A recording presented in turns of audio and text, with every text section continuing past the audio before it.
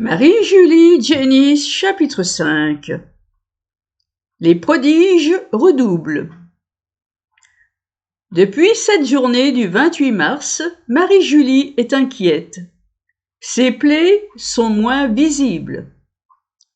Le 5 avril, elle supplie dans son extase « Bonne mère, si comme on le dit, ces marques viennent du démon, effacez-les tout de suite.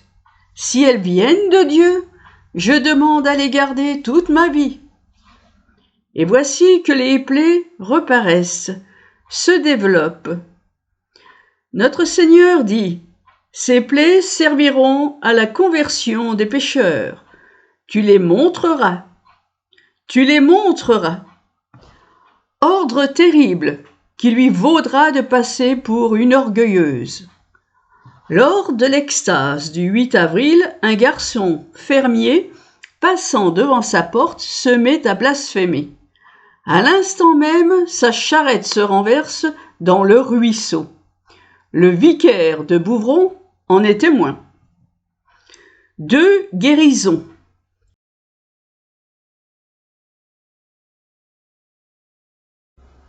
Marie-Julie est toujours malade, clouée sur son lit depuis le 6 janvier. Une maladie au reste assez mystérieuse. Sa poitrine est enflée, au point de ne pouvoir mettre aucune robe. Son frère, Charles, aussi depuis 16 mois, est malade, du genou gauche. Il s'était bien porté jusqu'au premier dimanche de 1872. Ce jour-là, il fut pris d'une douleur au genou. 2 jours après, il s'alitait et demeura couché pendant 5 mois. Il poussait des cris continuels et passait les nuits sans sommeil. Le genou devint énorme. Sangsues, pommades, vessicatoires, incisions, rien n'y fit. Il était très amaigri. Cependant, son état s'améliorera lentement. Il put se lever, marcher avec 2 béquilles, puis avec 2 bâtons. Avec 2 bâtons, on ne peut travailler. Et c'est l'autre drame de la famille Jenny. Aussi, Marie-Julie, qui attend sa guérison pour le 2 mai, supplie la Vierge de guérir Charles le même jour. Oui, je lui donnerai la force de gagner son pain quotidien en attendant la grande guérison. Le 2 mai 1873 est un vendredi. De grand matin, l'abbé David apporte la communion. Vers le milieu du jour, une quarantaine de personnes, dont 5 prêtres, sont rassemblées dans la maison de la Fraudée. D'autres stationnent devant la porte. La soirée commence d'une façon inattendue, par un assaut du démon qui dure 1h30. Les bonds de la malade dans son lit sont si violents que les barres s'en trouvent brisées et qu'il faut plusieurs personnes pour la tenir. La jeune fille s'écrie « Non, non, enfin, elle dit, il est parti !» Elle devient plus calme, sourit et se soulève sur son lit. Elle voit la Vierge, elle lui parle. « Oh, ma bonne mère, je vous ai demandé la guérison de mon frère. Je vous la demande encore. Vous me l'avez promis. Demain, oui, j'irai à la table sainte à Blain. » Charles, à ce moment, se met à trembler et à pleurer. Il vient de sentir son genou craquer et y ressent un fourmillement. On se tourne vers lui. Il pose ses 2 bâtons, se lève sans assistance, marche et va embrasser sa sœur. La Sainte Vierge veut que vous récitiez le Veni Creator et l'Ave Maris Stella. Ces prières terminées, l'extatique ajoute « Réjouissez-vous, la Vierge vous a souri. Donnez-moi ma robe, la petite, je suis guérie. » Son visage se colore. Quelques femmes l'aident à s'habiller. Elle se lève, sort se montrer à la foule qui l'attend et l'acclame, mais doit rentrer, tant la multitude est compacte. Il y a maintenant 2000 personnes. Le lendemain, le frère et la sœur allaient à l'église, de Blain et y communier, en action de grâce.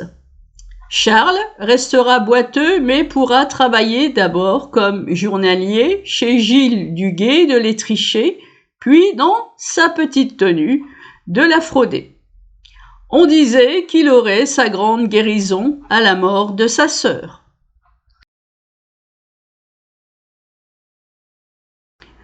Couronne d'épines et anneau de fiançailles.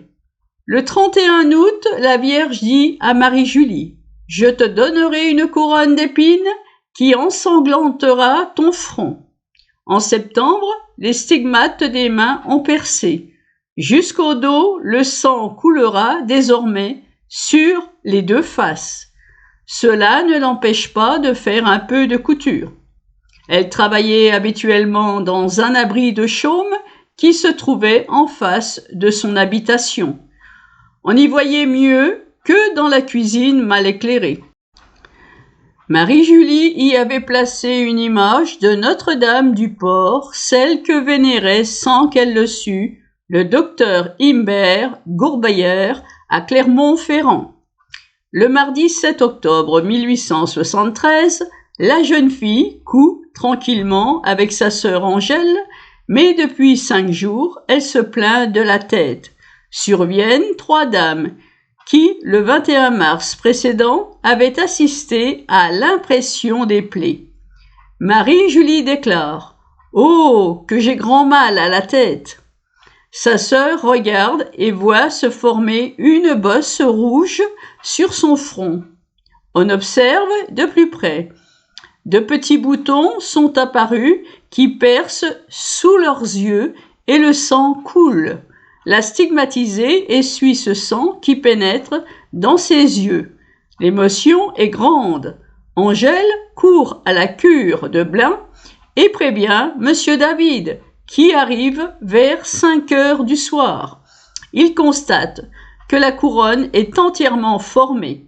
Elle apparaît comme un bandeau large d'1 pouce. Les assistants se mettent et récitent le Magnificat. En décembre 1878, ce bandeau deviendra une vraie couronne d'épines enlacée, posée bas sur le front. Le 24 mai 1883, à 6 heures du matin, subitement, elle se déplacera, remontera vers la racine des cheveux. Elle deviendra moins large. Le 5 novembre 1873, l'extatique confie 3 secrets à l'abbé David, le premier concernant le pape, le second pour lui-même et le troisième était l'annonce de ses futures épousailles mystiques. Marie-Julie demande que son confesseur le prenne par écrit et le dicte en ces termes.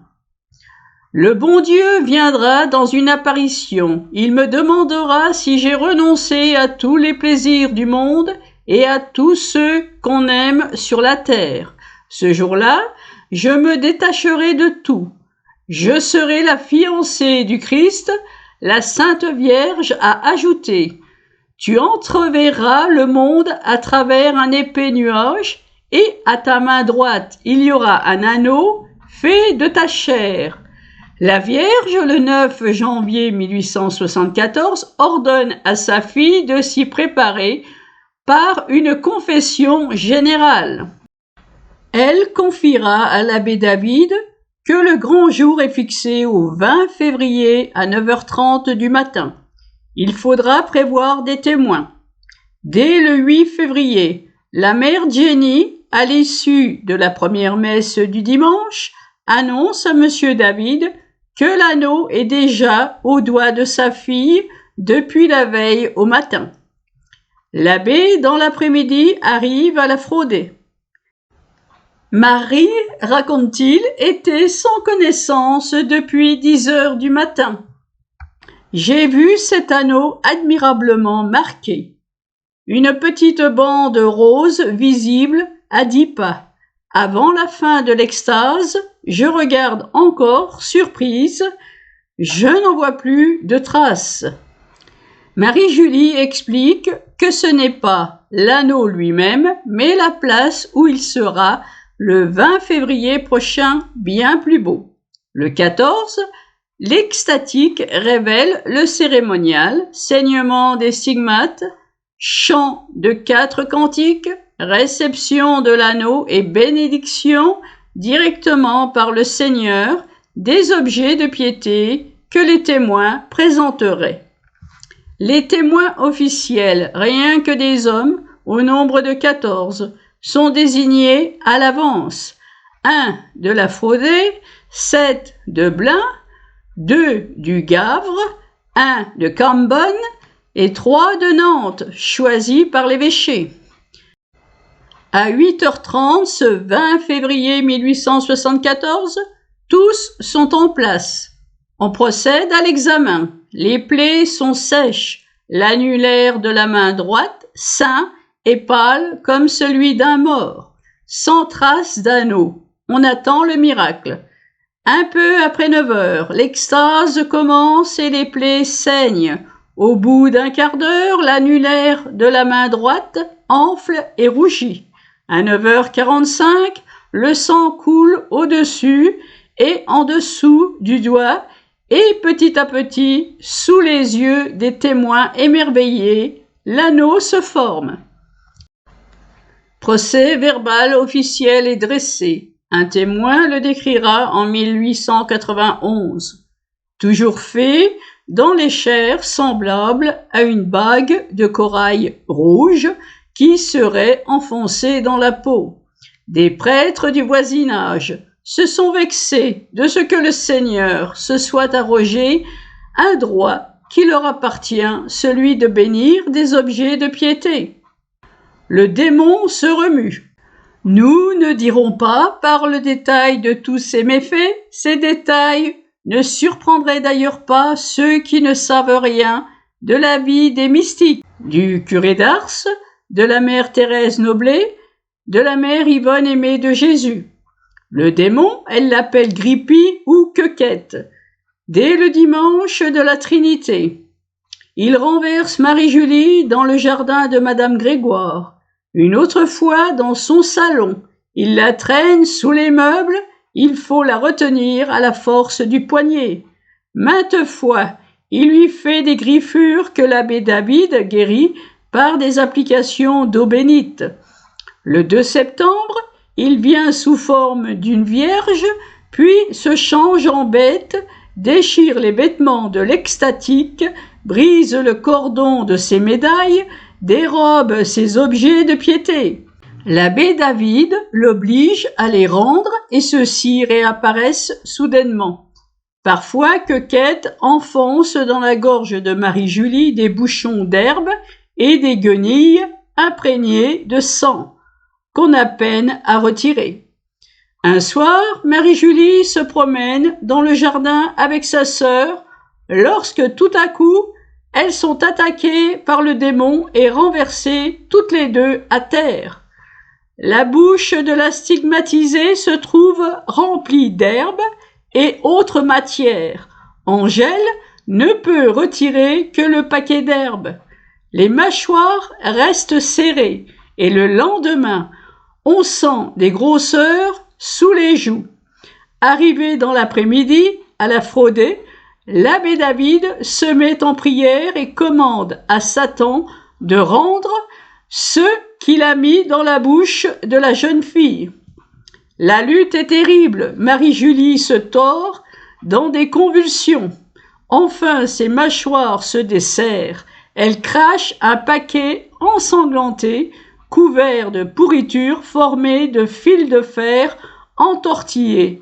Le tout enveloppant une espèce de galon de cuivre doré. Après un court répit, la lutte recommence. Le démon lui enfonce dans la bouche son chapelet et lui serre de nouveau les mâchoires. Le confesseur commande au nom de la Sainte Trinité, l'objet tombe. Mais voici le diable furieux s'en prend à l'abbé David. Il lui arrache le crucifix qu'il porte au cou et le jette dans la bouche de Marie-Julie, qui le retient serré entre les dents. Le prêtre ordonne à Satan de le rendre. Le crucifix est rendu. Puis, c'est son paroissien qui vole et entre dans la bouche de la stigmatisée. Enfin, le prêtre fait rendre le sang dont la bouche de l'extatique est remplie. Ce sang inonde la taie blanche de son oreiller. Il faut plus d'1 heure pour obtenir victoire complète. Satan singe l'ange de lumière. Il en veut surtout à la stigmatisation. Il s'approchait, dit l'extatique, mais je voyais ses griffes. Il grinçait des dents et disait « C'est moi qui t'ai donné ce mal. Si tu veux que je touche tes plaies, je les guérirai. Veux-tu que je les touche ?» La pauvre fille, éventant l'action du malin, ne se laissait pas approcher. Le diable, malgré sa puissance, ne peut rien contre ceux qui refusent.